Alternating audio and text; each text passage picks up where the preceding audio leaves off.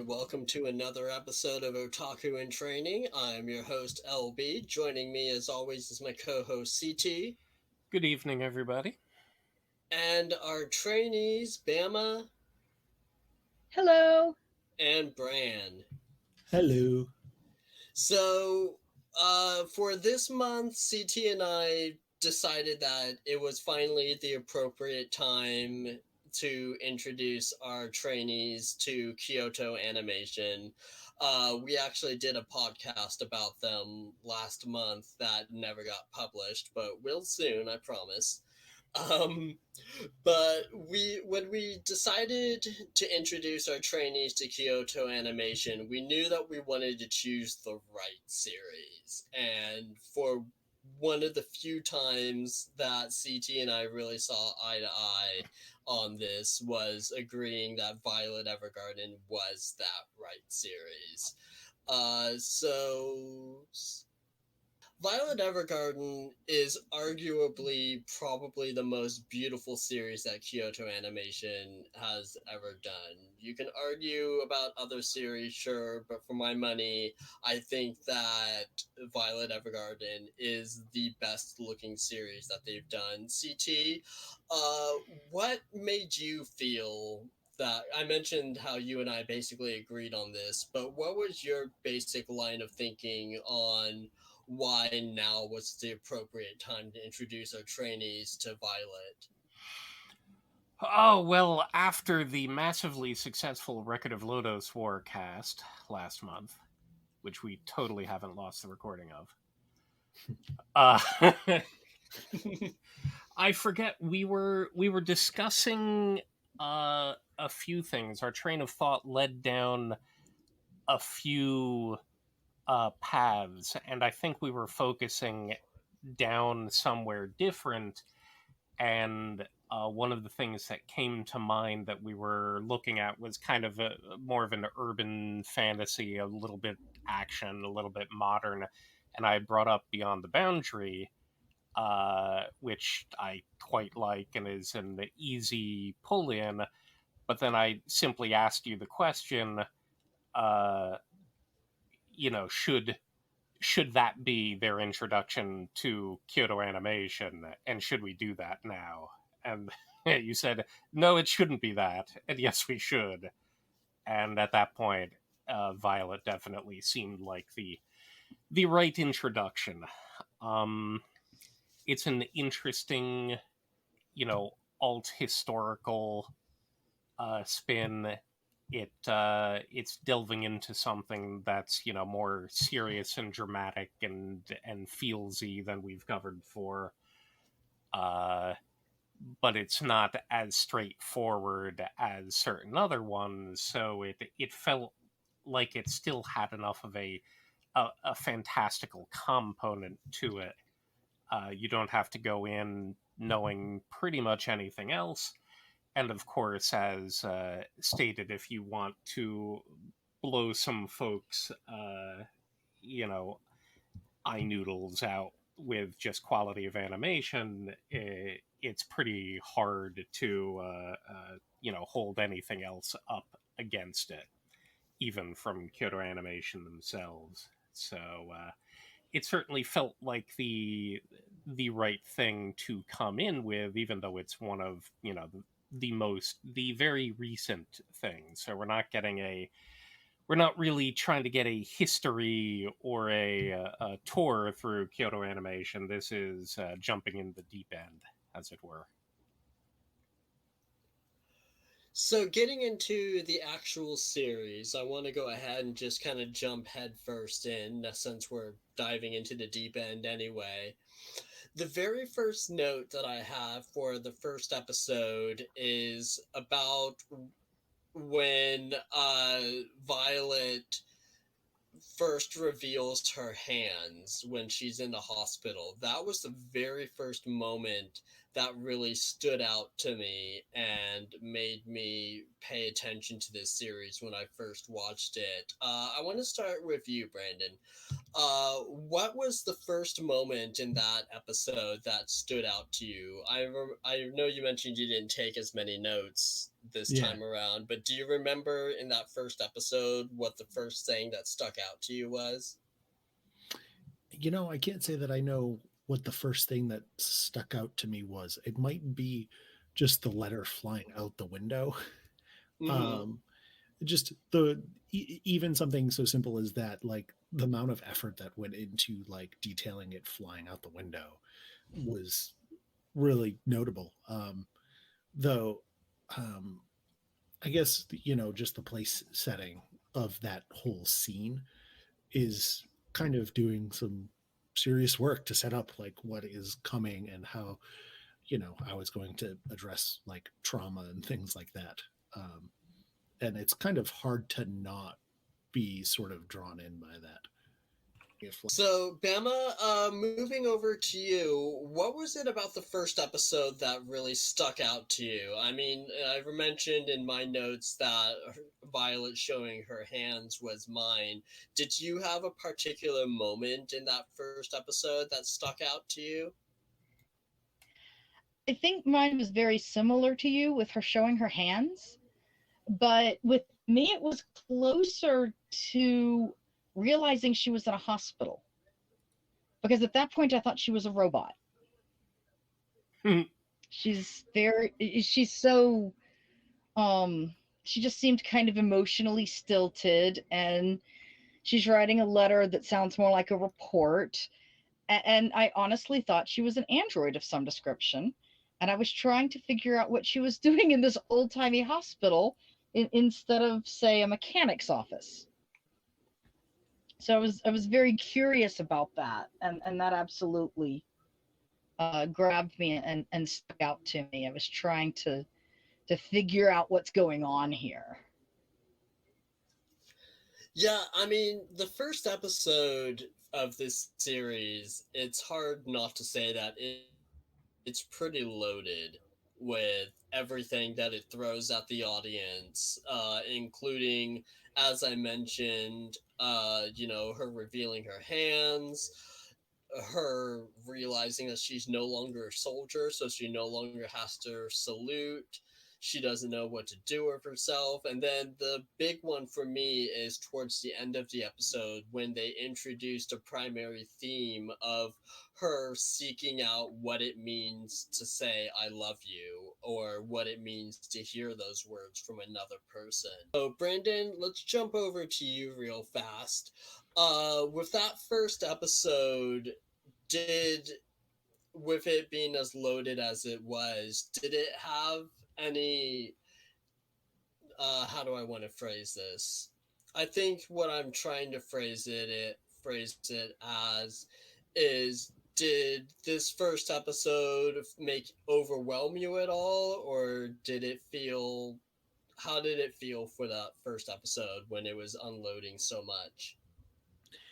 I think what I really felt was an intentional like prepping because the show, uh, the first episode, basically it's in a very like civilized non-war setting where people aren't fighting, the war is over, and things are clearly going to move forward from this point. But the events that happened during that last battle were clearly so intrinsic to it that I kind of felt like it was saying, okay, this is the stuff you need to know, and we're going to go forward from here and we're going to process some stuff. um, and so I think it was really like I I think I was not ready to make any conclusions about what it was going for or what it was necessarily doing because I felt a very intentional hand trying to prep me almost with my knowledge, that this is prep, and then we're going to be off to the races from here. Right on. This is another one of those series that, when it was released, it developed a pretty good following online. Had you heard about it at all before we recommended it to you, or was this another series that you had seen or had not seen and just kind of passed by without any knowledge of it? uh, at the when I first started watching it, I had no idea. Like I didn't even read the description on Netflix before I hit play. So really the only thing I had going in was the key art of like her sitting on the like rampart or whatever. Though in retrospect, I may have seen screenshots. Well, maybe not even screenshots, like maybe like a picture of Violet with the parasol standing like in a field of flowers, like from behind is something that I may have seen, but that's about it. But if that's what it was, I mean, I think it kind of calls out that I had no idea what it was, and damn, was it beautiful enough to capture my attention, even though I wasn't really paying attention to it. Mm-hmm. Bama, how about you? Had you heard anything about this series before? Had you come across anything about it in your travels online? Nope, not a thing. And I'm pretty confident about that because I don't think that art is something I would have seen without investigating further. It's so gorgeous. I mean, it absolutely blew me away. Right on. So CT, we haven't heard from you in a little while. What were your did you watch this weekly when it was first out, or did you binge it on Netflix after it came out? I watched it weekly for a bit, but because I'm not, even though Netflix was pissing me off for delaying the show, and they still keep doing that, and they still keep pissing me off. As much as I was really wanting to with this, I only watched a couple of them, and then I largely, due to not really pirating things in general and not feeling like keeping up, I just waited for it to come out because that also meant I could watch it with other people as well. So I largely waited for it rather than watching weekly, and I sent a few nasty tweets at Netflix during. I Yeah, mean, that who sounds like hasn't? something you do. Mm-hmm. So, with that first episode and it unloading so much onto the audience, it breezes pretty seamlessly into the second episode where where she goes to the letter writing house and she gets a job there. I'm curious to know what everybody thought about when she was asking about the major at first, since it was pretty obvious from everyone's reaction that the major was no longer with us, no longer with the audience. He was gone in one fashion or another. But no one wanted to tell her. I'm curious, how did that hit everybody? Did anybody have any particular thoughts about that, or Thoughts how so? Because like I don't know. It, I mean, it's already like a complicated thing when you're because of her emotional immaturity. You pick up on their emotions and the fact that they're stressed out about it, um, especially when trying to consider her and how she might feel about finding this information out and trying to sort of protect her from the news in a way until she's at least ready to hear it. Um, it's kind of sad, that I have to say that I appreciate the effort they go to, both the characters and also, the creators of the show, to lay it out like that. Like the show frequently will lead you to a conclusion before it confirms it, sometimes several episodes later. So if you're paying attention, like especially to people's emotions and reactions, you understand subtleties in the emotion, which is pretty hard to do in animation, is show subtle emotion. and it's clearly, you know, very crucial in this show to be able to do that. Um, and I have to say that I really appreciated the effort and detail they went to in that. When when we first watched it, my first reaction was that maybe he wasn't dead. They just thought he was, and Mm. they weren't telling her out of the possibility that maybe he was alive. And the more episodes I watched, the less and less likely that seemed, until I actually got a little irritated at all the characters going, dude, somebody needs to tell her he's dead, Yeah. because she's really, this is getting into why didn't you tell me territory. But when they did tell her, I understood why it took them so long. And I was like, okay, these characters knew what they were doing better than I thought they did, because, yeah, she absolutely could not have handled it in the first few episodes. You're absolutely right. But yeah, I remember thinking that it was, that there might have been some room for doubt, and then deciding that there was not room for doubt, and then I getting kind mad, and then understanding what was going on. So yeah, it was really well done. Just the way that they dealt with that death, and the grief inherent in it. I kind of Brandon, you wanted to jump in? yeah, I kind of I you know, I felt bad for Violet, but I had a weird feeling about the major.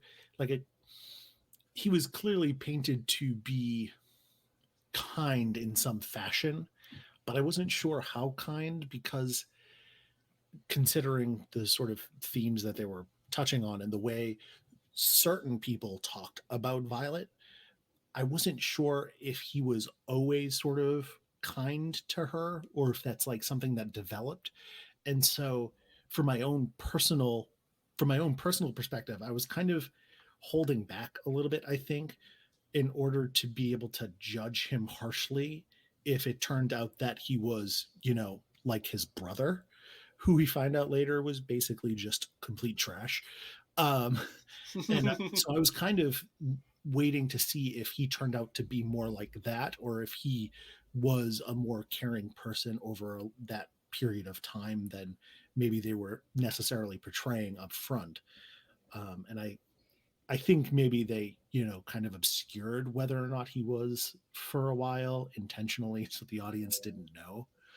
But So the other thing that really stood out about these early episodes was when Violet got sent to training to learn how to write a letter.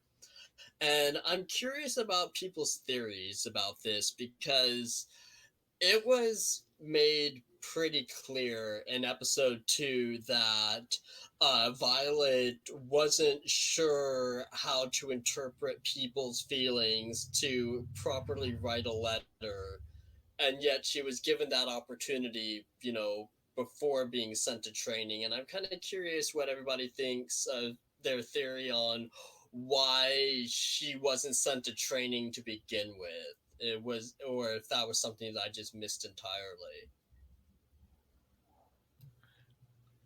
um, I I think I kind of wondered if they thought it would be self therapeutic for her, like if they just kind of put it in front of her and let her have at it, it would maybe resolve itself. Um, because I don't think that they were necessarily looking for her to be like a superstar, right? Like they had several people on staff who were not necessarily great, but they did a serviceable job. And so I was kind of wondering if perhaps they were just trying to be like, you know what, here you go. Just this is the thing that you say you want, and maybe just doing it will be beneficial to you, um, until it, becomes perhaps more clear that A, she needs more guidance in doing it, and B, she doesn't really have the sort of grammar necessary to achieve what she's trying to achieve. She Uh needs huh. more proper understanding of the basics first. I didn't even realize that there was a formal training. She just seemed so enthusiastic about doing it. And then she did such a terrible job. I mean, it was a Yeah. bang up terrible job, just textbook awful.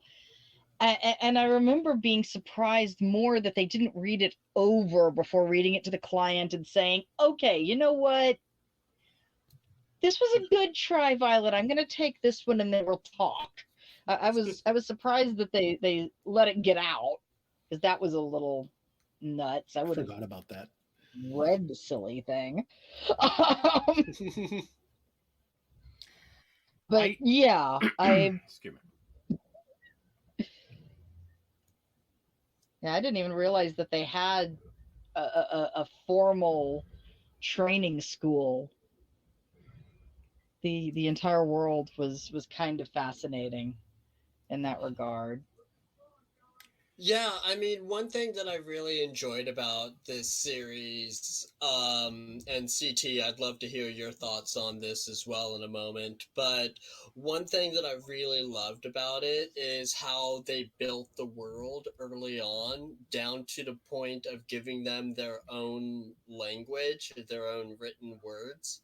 I love little details like that, and I love that this series spent the first, 2 or 3 episodes really building the world and fleshing out, this is the role that these people play. The, this is the importance of letters and mail in this world. So yeah, so that was something that I really appreciated about this show. And CT, I'd love to hear your thoughts on that as well. I'll swing around to that in a moment because it wraps back to your first question for me. But before we leave what we were just talking about, I didn't actually interpret the events in the way of they let Violet do something. We got her single letter, that kind of stuck up woman, the one to whom she fails entirely, but the way that I interpreted it was that woman was basically, her personality was overpowering Erica. Erica at the same time didn't think that uh, Violet was right for this job. So when Violet offered to do it, and Violet, of course, just treated it as, okay, this is my job. These are in effect my orders. I must perform this task for this client. When Violet took it over, it seemed like it was basically Erica was letting her for the purpose of watching her fail. And because Erica would have normally been the one in charge of that, they weren't, no one was previewing anything. It felt to me like it was slipping through the cracks once and caused the incident, but that it was kind of instigated by Erica, and she was, suitably uh, embarrassed by that afterward. But I feel like that was her trying to prove a point and regretting it by the end. That's it. Didn't feel like they were having Violet do anything other than, ghost and try to learn, and she took that task herself before going to class. I don't think they would have let her be a on the clock doll at that point. But that's the way it came across to me, at least. But going back to the worldscape of which this training class is a part, in the beginning when you had asked what really drew you in, uh, we'd mentioned in prior podcasts, and certainly on the Kyoto Animation one where we talk about Violet somewhat, this was one of those that had the promo video that was just amazingly striking. And in that, we learn the basics about Violet. So the fact that she has these gleaming metal prostheses were very much pushed in the promo video. So that kind of thing didn't draw me in specifically. We land with her, we land with Hodgins in the hospital, but of course we're really just starting to learn about the characters, and that's kind of the sponge end of soaking up what the story is trying to dive into. But I think what really pulled me in was when in episode 1 they basically made it to Leiden at the end. So you got the sprawling port city and the moving through it, and it felt very much like a kind of in the way that something like Kiki's delivery service delivers an environment very, you know, lived in and interesting, and something that you're preparing to explore. That really led me into the kind of world that they will inhabit, and the ways that we're going to see it specifically.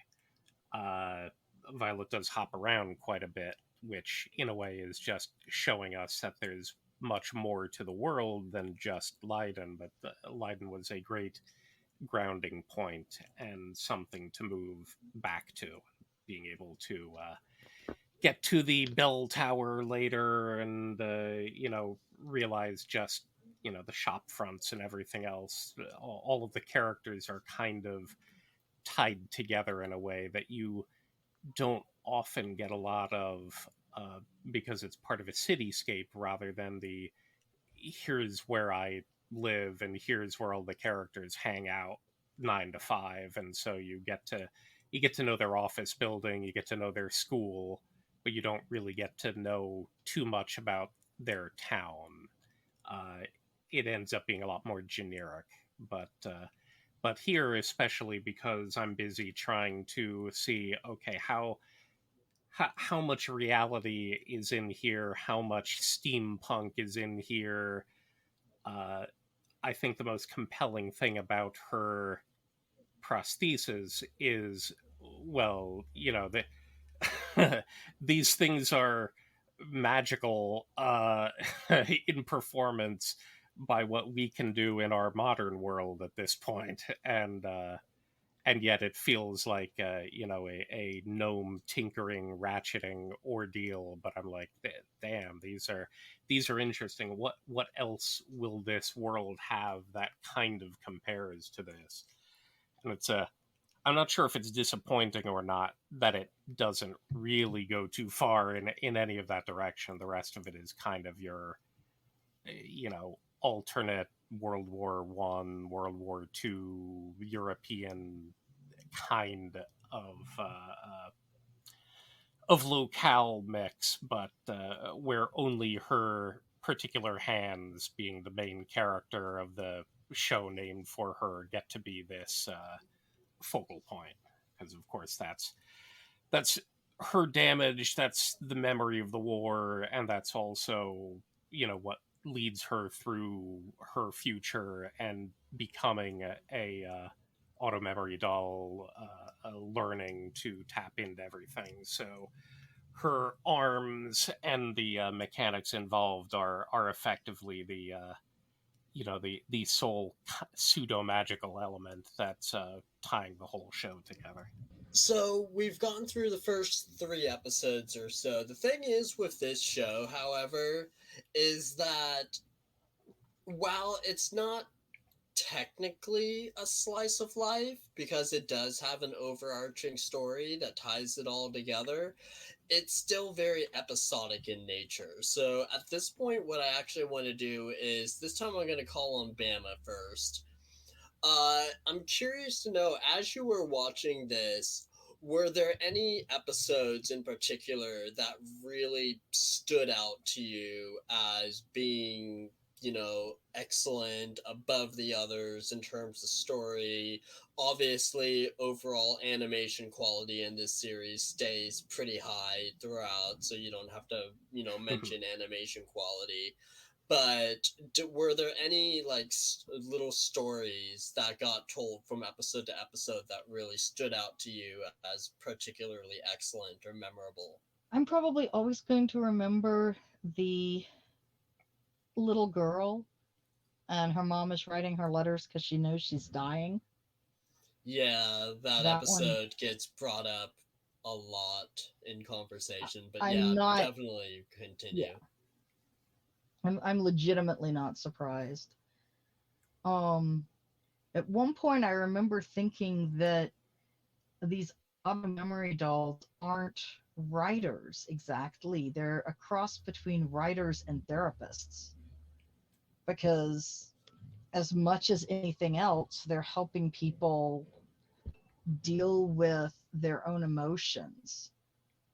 And that's almost specifically mentioned. You have to see the emotion behind the client's words. I'm like, that sounds more like psychology than writing, but it makes good sense. And I remember Andy saying that the service that the dolls are providing is actually a really, really good one. And she kind of wished that we had a similar type of thing in our world.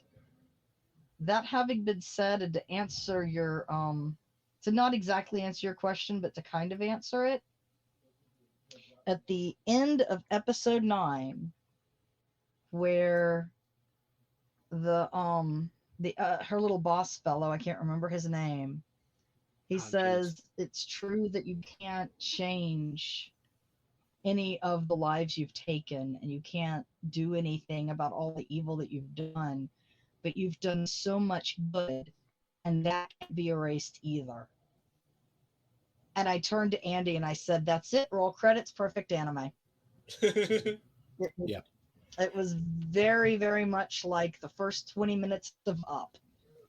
The balloons fill, and the house starts to rise through the city, and roll credits. Perfect movie. The rest of the movie's good too, and the rest of the series was good too. But that right there, they could have ended it, and it would have been perfect. CT, you want to interject? I wanted to, yeah, I wasn't sure if it would come up early. I was waiting for us to roll around to, the back 9. But episode 9, I found a lot of people found it, is sort of the why wasn't the show ending here? Because that the entire format, all of this stuff, it fooled people who were watching into thinking there was no more of the show, and I'm like, no, it goes to 13. But it was, so I guess part of it was, I think this is interesting. Does it feel like this should have been kind of the way that it wraps up instead? I don't know what liberty the anime order took on the order of things from the novels. It would be interesting to see. I know that most of the time anime will move things around to fit how they want to convey, or how they want to even just produce something a little better. But this did feel like it was very much an end of the show. So I was sort of curious when we got to this point to see, did anyone else think that this is how the anime should have ended, as opposed to where it eventually would? I do. I don't want to. I think we'll probably maybe talk about the latter episodes later, but like, I even just watching it, like, it did kind of come to, like, I was like, oh, this wraps up some stuff, but doesn't wrap up everything. And because it is kind of a little bit slice of life, it you can see what Violet's direction is going forward. And so it's kind of perfect to leave a little bit left on the table that you don't have answers to, because that's just not how life is. And so, yeah, you know what? This is like, I was kind of like, oh yeah, this I was almost surprised, because I knew there were, 3 more episodes, whatever, left. And I'm sitting there watching it and kind of going like, but there's more to go. It feels like they're wrapping this up, and the more it felt like it, the more I felt surprised. I was like, what's going on here? They were showing the credits over a different ED, like it's Yeah. literally pulling out all of the "this is the end of your show" trick. it even to an extent, like the latter episodes don't feel like of a piece with the rest of the show. Like it feels like when you would watch a show and then there would be the movie that came afterwards that seems to sort of like miss the point of the show, you know. And it was like, well, but like, what was this thing about? And let's have some more action and whatever. And you're like, but the point was about not having all that action. That was kind of part of the point of what made the show good. So why are you doing this? So it almost feels like they took the movie that they would have made afterwards that was kind of detached from everything because somebody thought it'd be cool to make like a spin-off movie that was a little bit about this, and just shoved it into the show at the end, you know. Though to wrap back around real quick, the I don't know that I'll forget like any of those episodes. I loved like episodes 4 through 8 or whatever it was. Just the little stories. Like Iris is maybe the most forgettable, but like the rest of those episodes were all fantastic. I think that the one that Bama mentioned with the little girl was fantastic and almost feels out of place because it's kind of, if I remember correctly, kind of comes after that natural end, sort of. Yeah, it's Yeah. the very next episode. And it feels like it should have maybe just shunted it forward like 2 episodes to fit it in with the rest. I also really liked the one with the writer. I thought that one was really sweet and charming, and it's also the episode where I realized who the voice actress was for Violet is on from Persona, and I was like, oh, I recognize that yell. Okay, I had been watching like 5-6 episodes of this, and I had no idea it was her. So mad props to her. But I think that's probably my favorite. But I kind of loved all of those. That like chunk of episodes, just probably one of my favorite runs of episodes in like anything. I'm curious about what you guys thought. Actually, okay, before we do that, Bama, you wanted to interject? I did. Thank you. I just wanted to say that even though you could have ended it at episode 9 and it would have been the perfect anime series, I was not at all upset about them adding more on later, but that might have been because at this point I was salivating at the screen, stroking it gently, chanting more, more. Yeah. I mean, you have to understand, I am not a binger. The most anime I'd ever seen in a chunk was the 3-episode chunk of Madoka Magica. When I watched Evangelion, I watched it in 1-hour chunks, and that was it. I really prefer to, take my media in small little chunks over time, with the exception of Violet Evergarden. I watched this in 2 sittings. It was like a book I couldn't put down. Interestingly, then, because we weren't going to cover anything but the TV series, but did you then move on and watch the OVA or the first movie that's also on Netflix? I saw the second. I saw the additional episode. I actually watched it by accident. It fit in beautifully.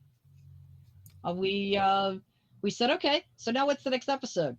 Why isn't there another episode? Oh, we just watched the additional episode by accident. It fits in absolutely perfectly as episode 10, just, if anybody's counting. Yeah, I think that one is chronologically between 4 and 5.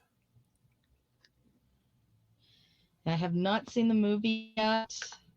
But I take it that you will. Oh yeah, definitely. The only reason I haven't watched the movie yet is my sweetie Jimmy is unemployed at the moment, and it was interesting enough to try to wiggle enough time to watch the series. I will I may wind up tying him up and forcing him to watch the movie because I desperately need to see this movie. But I might be nice. We'll find out. So I'm curious. Every so often, this series does attempt to be funny, and in my opinion, it does a fairly good job with it. One particular instance that I found this series to be, I don't mean like laugh out loud uproariously funny, but funny in that really charming kind of way, was early on in the series when Violet and another doll helped the members of royalty write letters to each other. I really enjoyed that episode. I found it to be super charming. It basically felt like their equivalent of two royal members having a lover's tryst over Twitter in that time. That's what it basically felt like to me. I kind of got vibes of like You've Got Mail, Hmm. where everybody was like so invested in what's going on, you know. Hmm.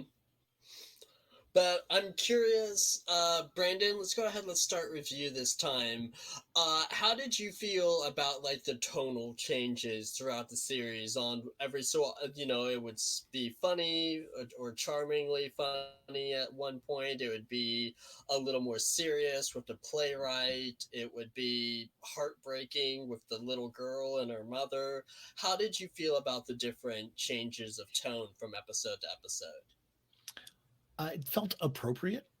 Um, Again, partly because of like that sort of slice of life feel. She's moving through people's lives, and so there are parts like in that episode where the princess is like super concerned that maybe she just like took things a little too far and like blew everything up, you know, like stuff like that feels authentic because like who hasn't like sent an email and then been like, oh crap, maybe I shouldn't have done that.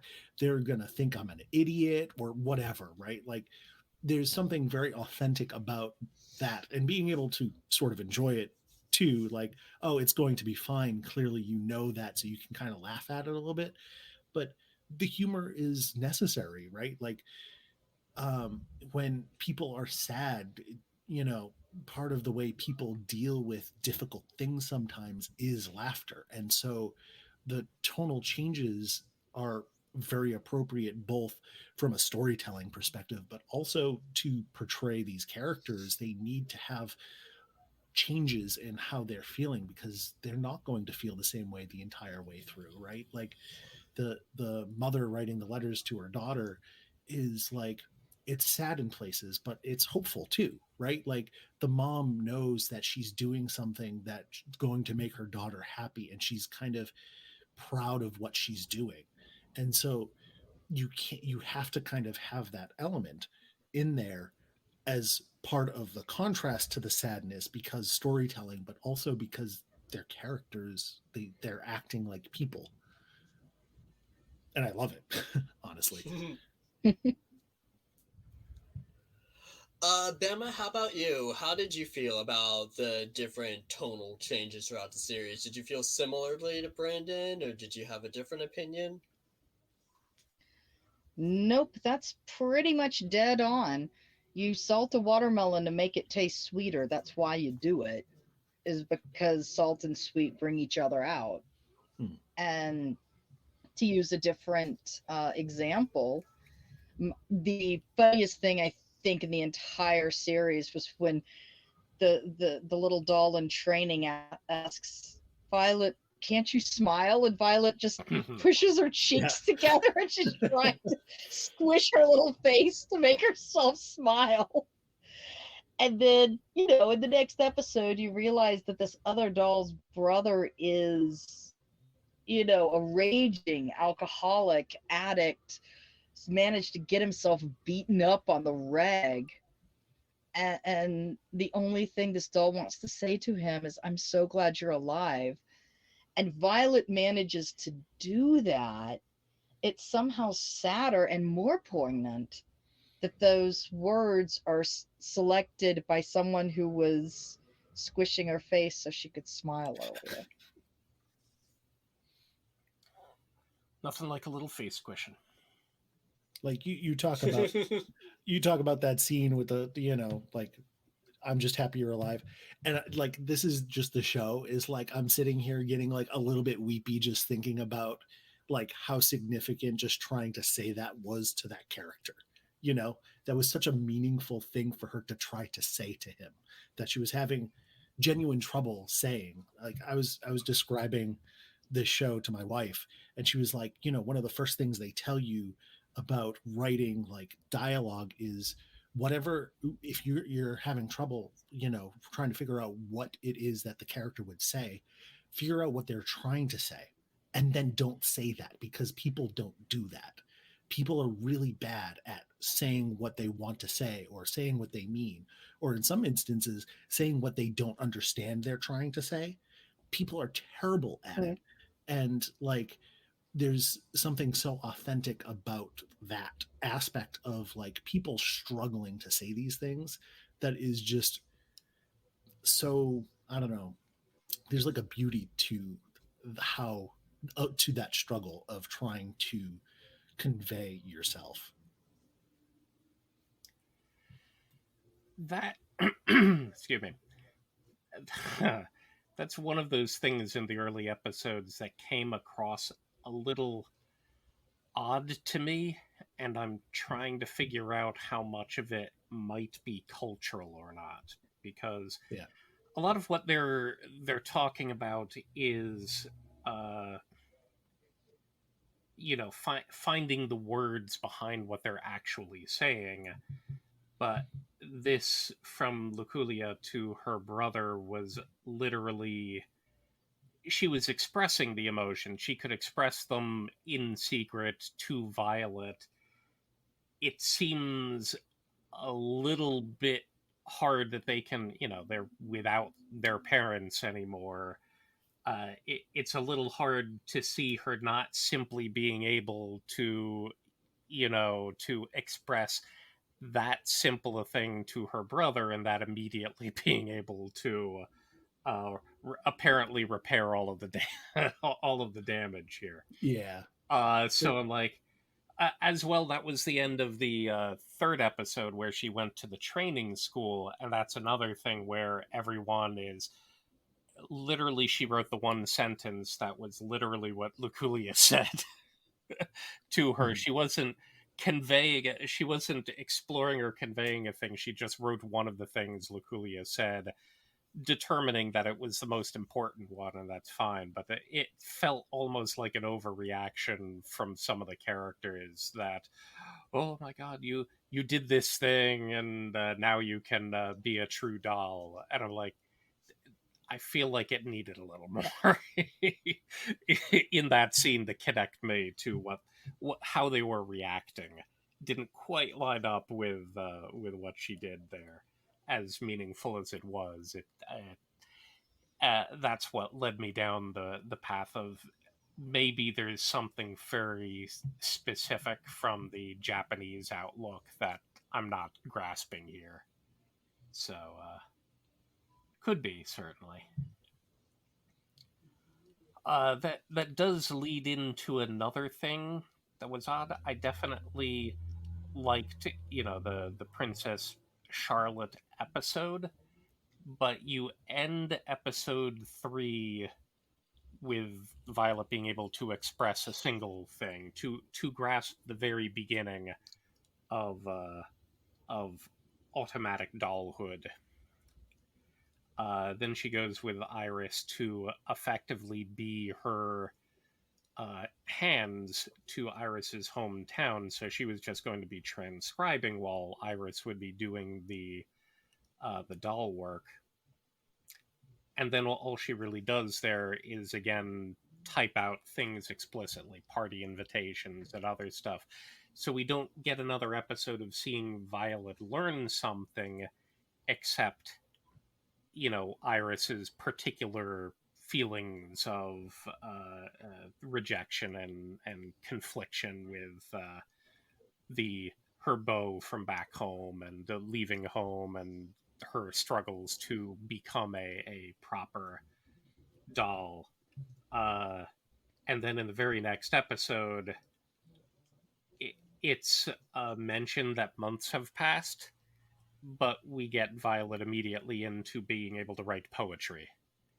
And I feel like there needed to be more here. As slow paced as some things go, I feel like they could have taken from the back end and added more on the front end here. And in this specific case, I know some of it comes from the story, The Princess and the Auto Memory Doll, is from the third novel, which is a side story. So it's a side story after we've gotten, the meat of Violet's narrative. So I know it's out of place. It struck me as an odd decision to put all of this in the order that they chose for the anime.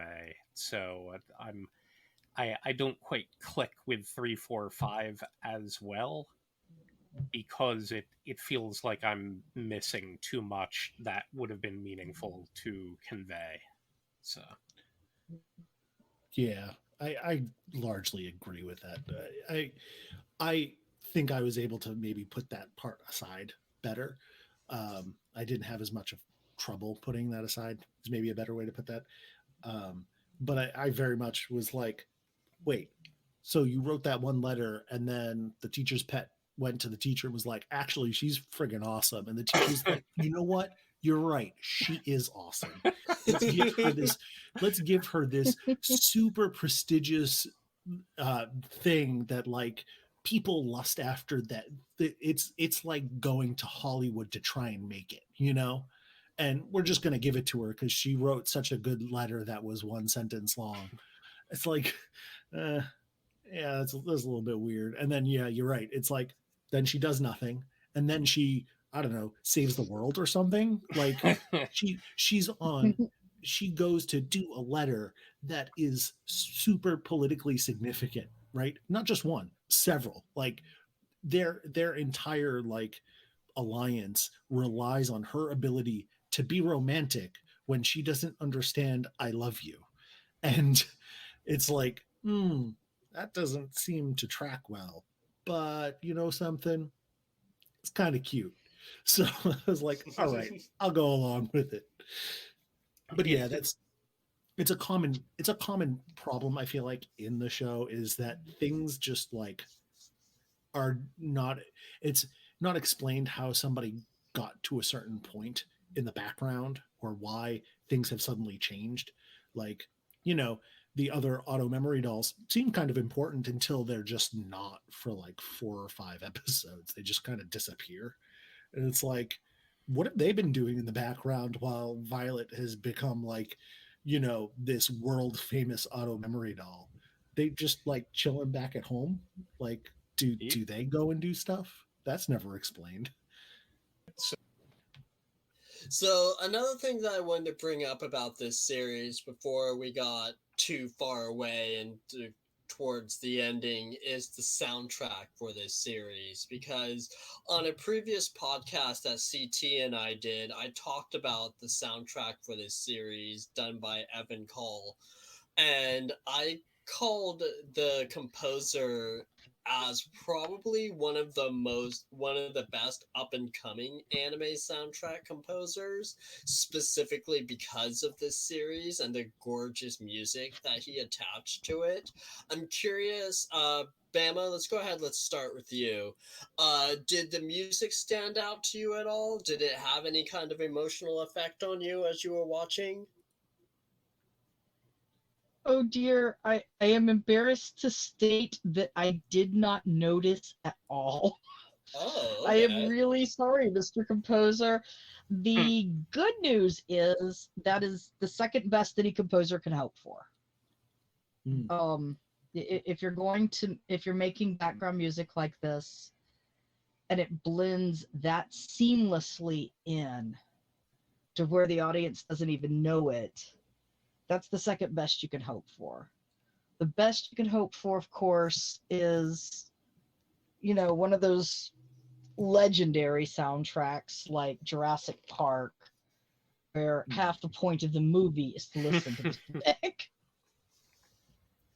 Dinos and But John Williams. no, I am ashamed to say, the only time I ever noticed the music was 3 episodes in, when they suddenly started doing intro and exit songs. They did an exit song, and I was like, what, they're singing. What's going on with the singing? And that's when I realized that we hadn't had any intro or exit music up until then. And I said, oh, well, I guess I just didn't notice that. So, maybe I'm just oblivious. That works too. Yeah, no worries. Did anybody else notice the soundtrack, or am I alone on this? I actually didn't notice it much. Like, there was definitely points where I was like, this is nice, but I think I'm kind of in a similar boat in the idea that, like, to an extent, I think I didn't notice it because it fit so well. Because I would be willing to bet, like, the times that I did notice, it was just in like a quiet moment. The music was doing a lot of the heavy lifting, honestly. And it really helped deliver certain scenes. And I wouldn't be surprised, honestly, if I listened to some of that music out of context and it made me think of the episodes, just guessing based on my previous reactions to music like that. Is usually it's in my brain somewhere and I just can't recall it directly. But if I heard it, it would evoke certain emotional reactions. So, Certainly, I enjoyed the soundtrack a lot. I've obviously delved in and out of the Violet Evergarden world a lot in the past, 3 years. So, uh, a lot of it does just blend meaningfully, which is good. I did listen to the soundtrack once before we did the recording. It was in the middle of, note taking and other stuff. And there are ones on there that I'm like, you know what? I'm not sure I really processed this before, and it's probably because it backed up the emotions of the scene, and I was concentrating on that. But there are certain ones that, like we've spoken about before, especially with the Space Brothers soundtrack, that are just utterly cheating tracks that take you to particular heights. I don't think I soar quite as far with the tracks here, but there are ones that just strike me. What's that thing that a frisson, where you just feel kind of an enjoyment shiver when something comes up. So particular tracks like The Voice in My Heart, which we hear a lot and has a great lead oboe, and I love me some oboe. Torment later. There are certain ones in here that we hear more often and at key times that dig their claws in fairly deep with me. I forgot. I kind of meant to at some point seek out more of Evan's anime soundtracks, because I know he's been tapped on more things, but they aren't ones that I specifically recall being, I watched Appareiranman. I don't recall his soundtrack being, a standout from it. Hakame, Tomikochi, things like that. I feel like I need to grab a few soundtracks and see whether or not it's something. Is it still building, or with Violet Evergarden a particular kind of inspiration that stands on its own more than the other works? Big Order was not a big soundtrack anime for me. So obviously you're very affected by it.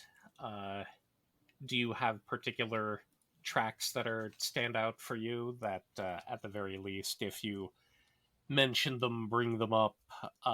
Some of the audience could pursue if they want. I don't recall the titles of the tracks themselves. I'd have to have the soundtrack in front of me, Right. and I just don't at the moment.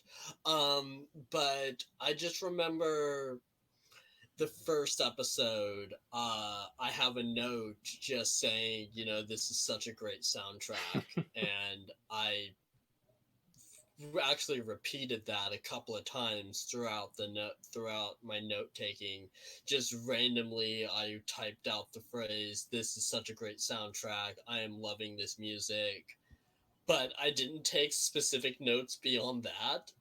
Hmm. So yeah, I mean, I remember the music being a strong presence for me, and it's just like I mentioned on our previous podcast. I think Evan Call is going to go on to do a lot more great things. He hasn't done a lot of great ones so far. A Violet Evergarden is his most high profile soundtrack, I think, so far, but I still stand by my opinion that he's going to go on to do some great stuff. Sure, he's got plenty of time. I do believe he's he's got youth going for him, and obviously he's on call for a lot of people. So, lol, get it? Yeah, it's just it's the last few episodes feel like they kind of like betray the rest of the series, because the series is like, oh, this is what her life is now, and how this is the method of her coping with stuff. And for some reason the show was like, what would be really good for her coping? Let's put her back in wartime situations where she has to fight, and have her have to interact in a friendly manner of some kind with her abuser. That sounds like a great way of really driving home how well she's adjusted. And it's like, I feel like that's not really that, no. And then especially, like the very last shot of the series is, I think, supposed to be like, but is it Major Gilbert that she's going to go see that caught her off guard? I don't know.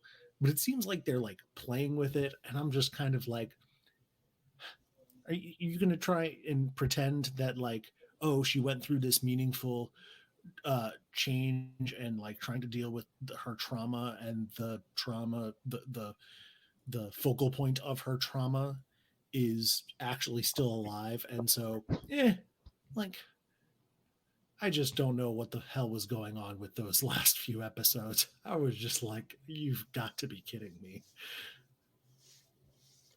CT, you wanted to jump in? Yeah.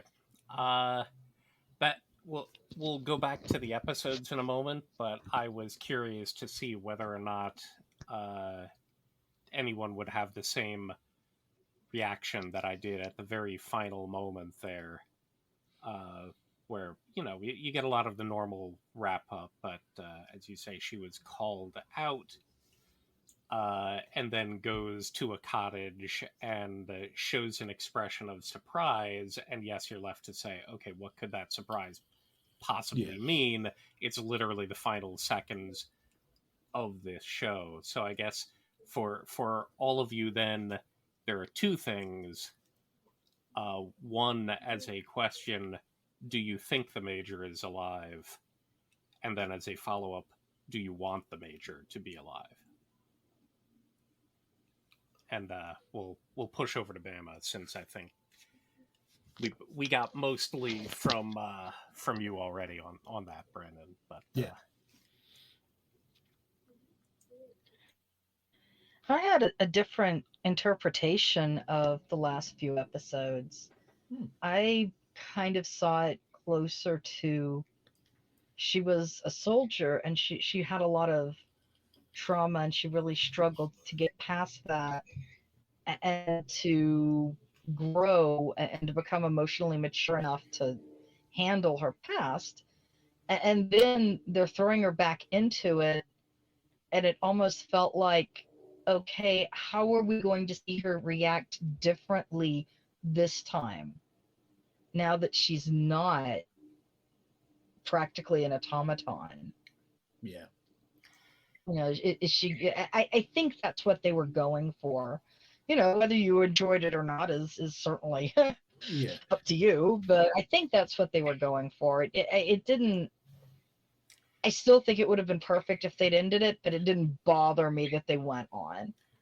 Yeah. As far as the Major being alive goes, I am never going to forgive myself.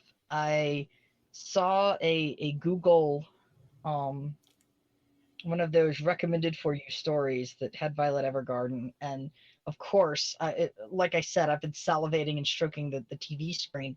So I jumped right on it, and it spoiled it almost immediately. I think in the movie, the Major is alive.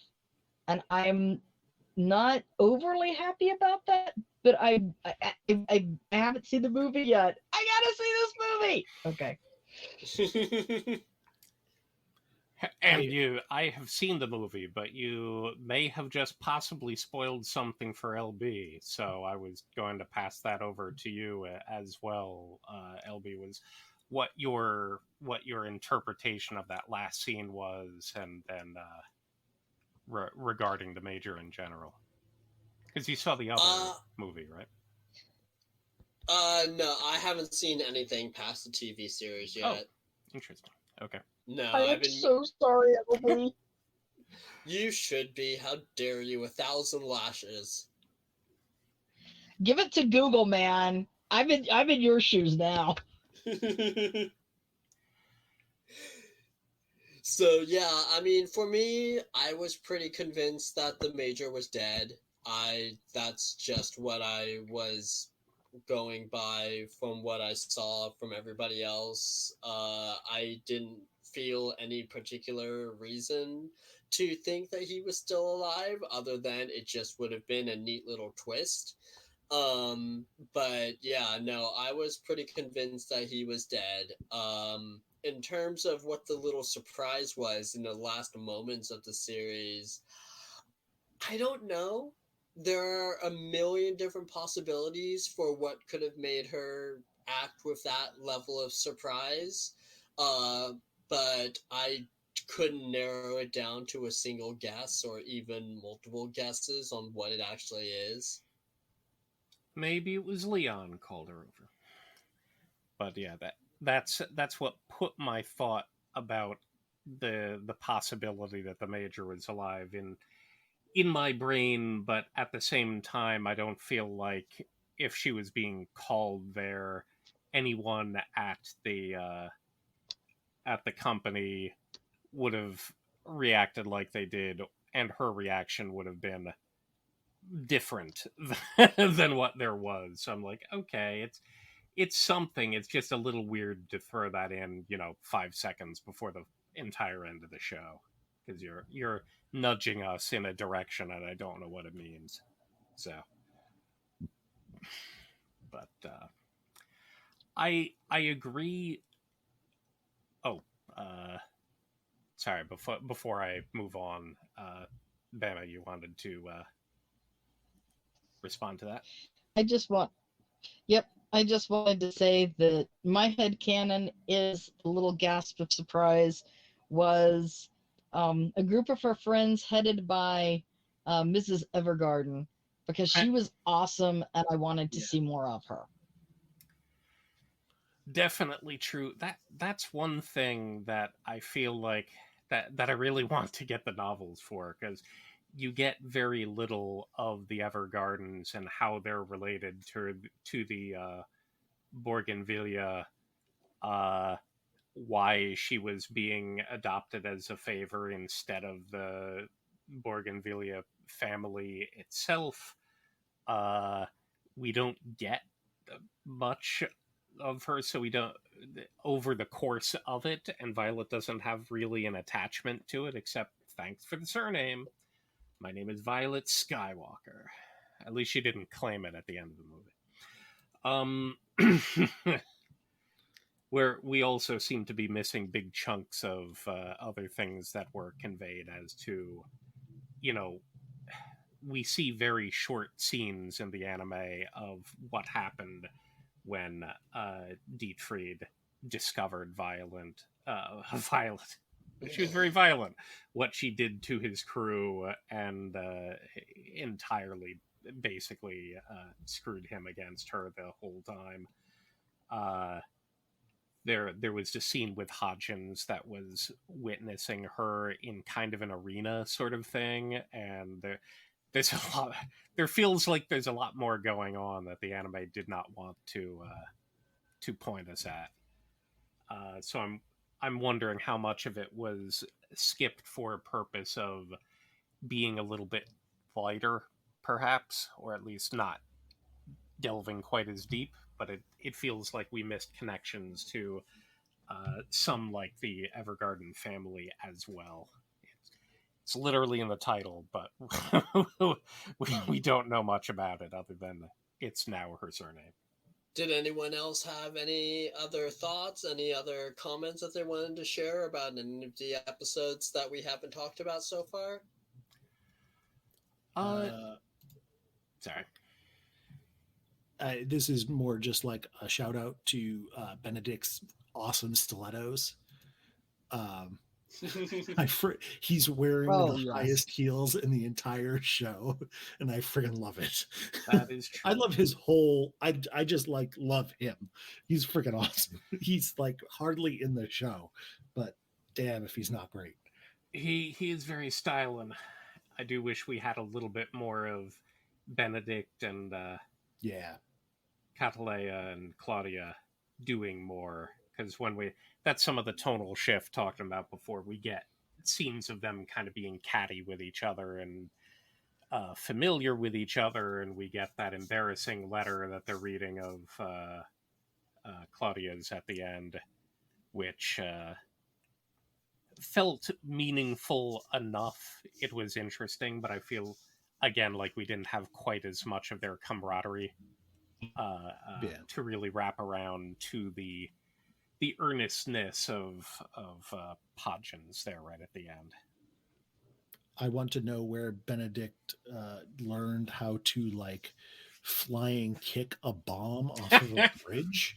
Like where like every other soldier in this is just a normal soldier except for Violet, and then he's just like comes out of there like, I'm just gonna drop kick this thing like it's nothing. Right. Was it just loosely hung there while Violet's was the only one that was like steel wrap bolted to the side of the bridge? But yeah, that's just another one of those things where it's like, oh yeah, it's mentioned he was in the military, but like then he just goes and does that, and I'm just like, can we like set the things up a little bit before we just like, oh, anime moment.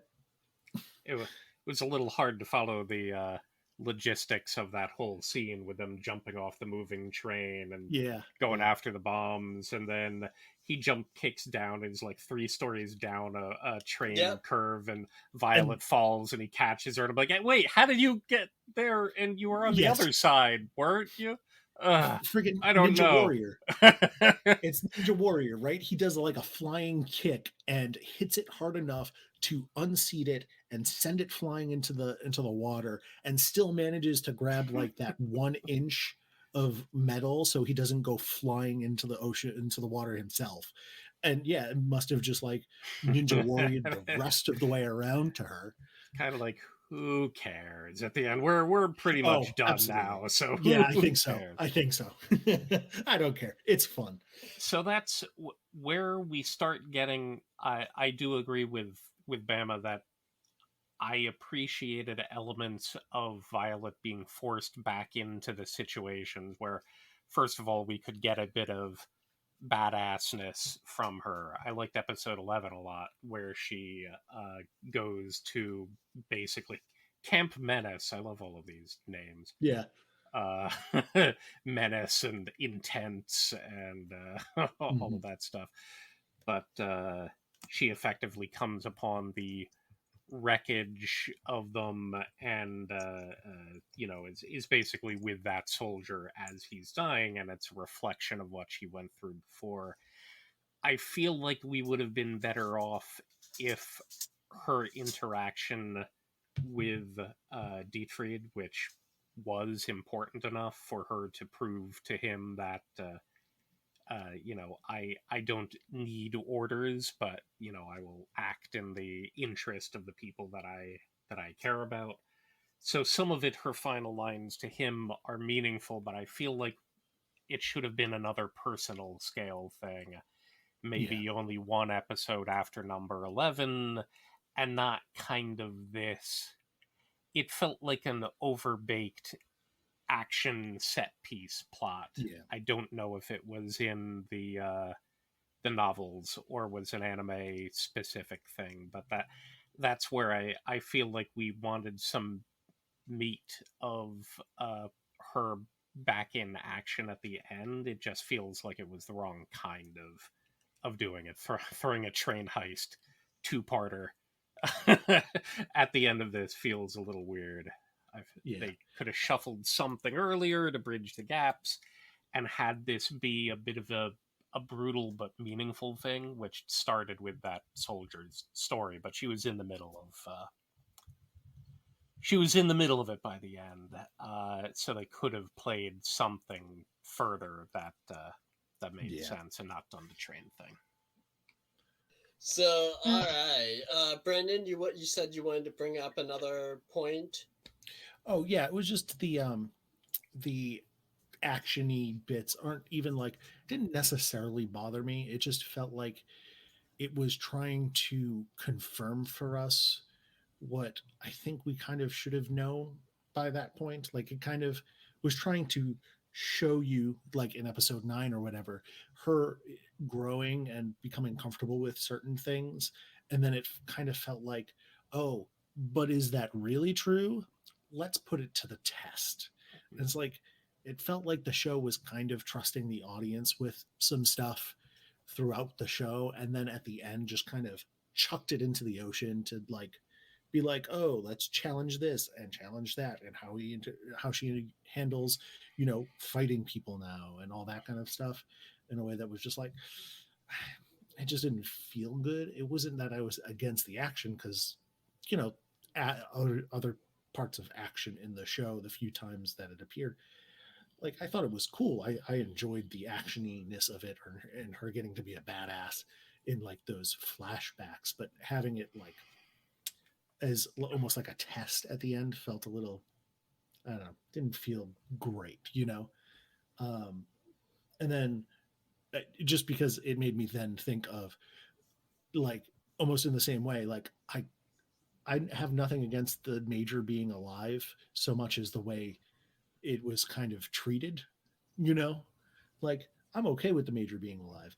I'm not okay with the like wink nudge, we've been telling you he's dead the entire time. It's like, come on, like Yeah.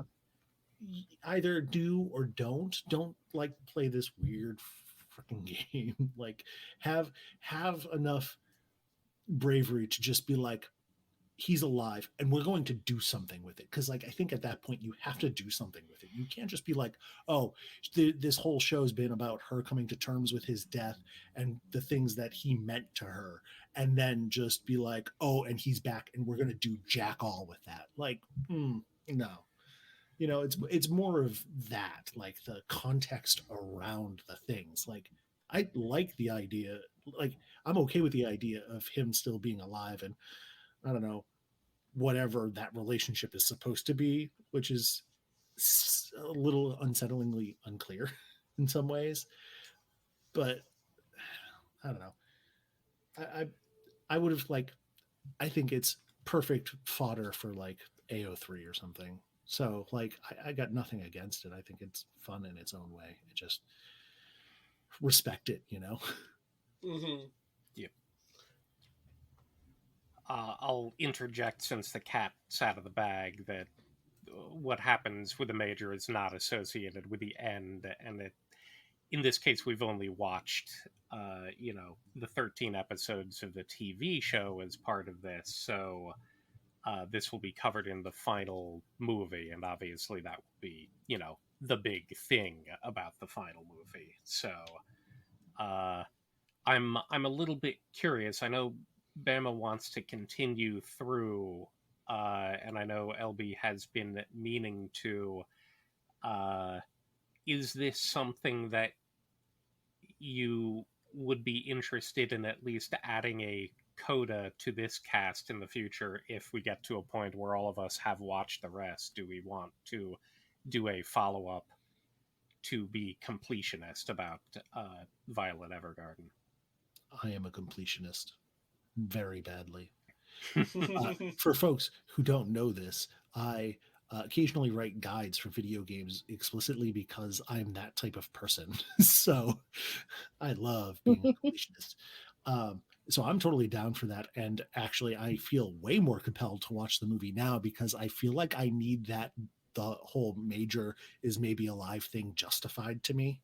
And like, so now I feel extra compelled to watch the movie. That'll be interesting. We can probably fit that in with other stuff. But, yeah, totally. Bama, do you have anything else that you wanted to mention regarding the series? I just wanted to say that I'm definitely watching the movie, and I'll be perfectly happy to talk about it with y'all. Okay, Excellent. that's good. What about you, LB?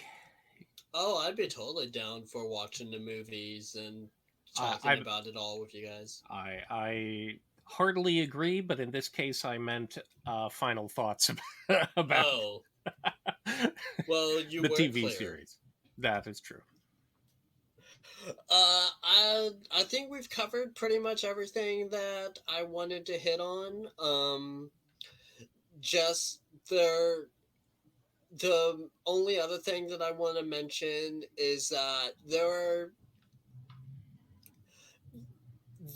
while I love the writing of anime and I love how powerful and it can make me feel with my emotions, uh, it's very rare that an anime has actual lines of dialogue that stick out to me and will continue to stick out to me for weeks or months afterward. And with Violet Evergarden, it's going back to episode, let me double check real fast because I want to make sure I get this right.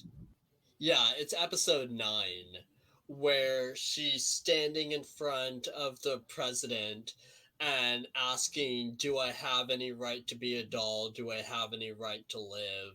And he loses it, and I have to admit that I lost it at that moment as well. And Ditto. that's a line that is going to stick with me for a long time to come, mostly because this series ended up being kind of a perfect thing to watch at the moment because I'm going through kind of a weird adjustment period with my life.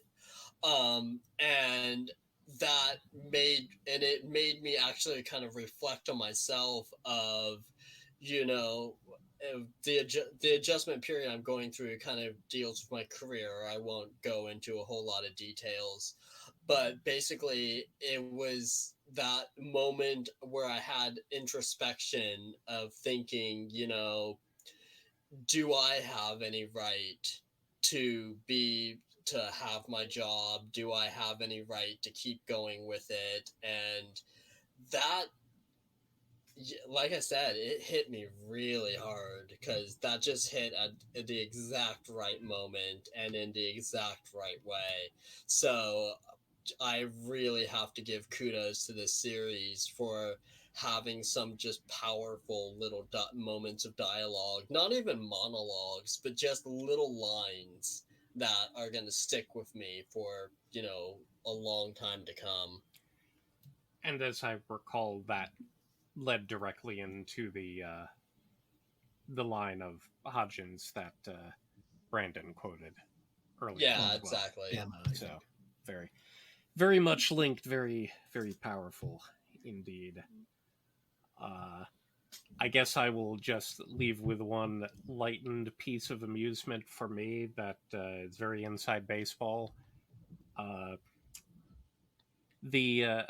as I gather, I'm the only subtitler again this round because Yeah.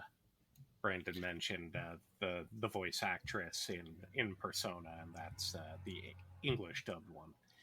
So the the voice actress of Violet is in another extremely main character in an extremely popular series called Attack on Titan. She is Mikasa, who I find an amusing parallel because Mikasa is an unmitigated, powerfully dangerous entity, but very emotive and evocative. But right in episode 1, as they're leaving the hospital and Hodgins mentions something about orders, she repeats the word orders, and it sounds very much like she's saying Eren. I don't know what the actual word is, but Eren is the main character from Attack on Titan, and it's literally memed to death that all she does for half her dialogue on that show is shout his name over and over again. So the fact that I heard her voice actress say a word that was exceedingly like that in this context and would be occasionally repeated because orders comes up tickled me throughout as a weird little bit of meta humor. So I figured I'd share that. So, all right, let's go ahead. Let's wrap things up on that note. I think we've got a pretty good, rounded discussion going. I'd like to thank CT, Brandon, and Bama for joining me for another fun discussion. We always really appreciate it. Absolutely. It was my pleasure. Thank you. Thank you. It's been great. And thank you to all of you for listening to us. Just remember that we'll be back again next month. We have decided on the next series, but I think we're going to leave that as a little teaser. And I'll make the announcement on Twitter in the next couple of weeks. But other than that, have a great night, everybody, and we'll talk to you all again soon. Good night, folks. Bye. Bye.